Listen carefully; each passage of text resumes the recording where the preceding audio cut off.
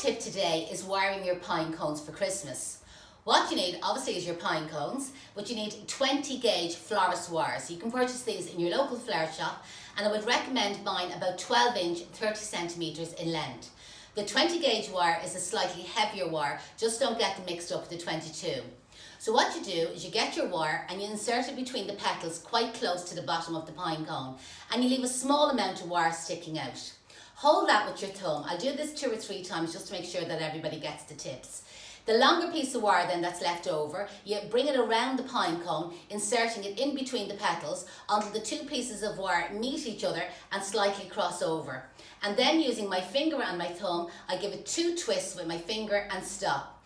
The first time people do this, they're inclined to keep twisting until all that little piece of wire is cut in. There's absolutely no need, and all you do is hurt your finger. So I'll do that again.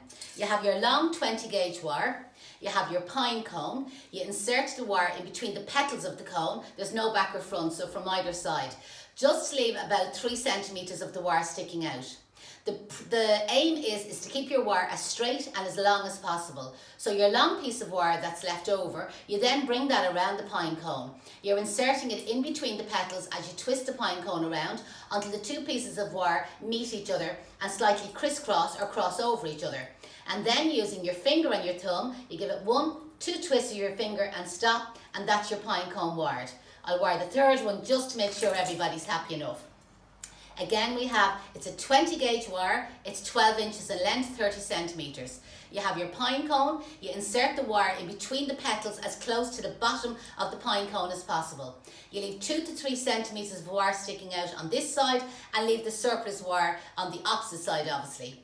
The longer piece of wire then, you pull it or insert it in between the petals, and you work your way in between the petals all the way around the cone until the 2 pieces of wire literally cross over each other.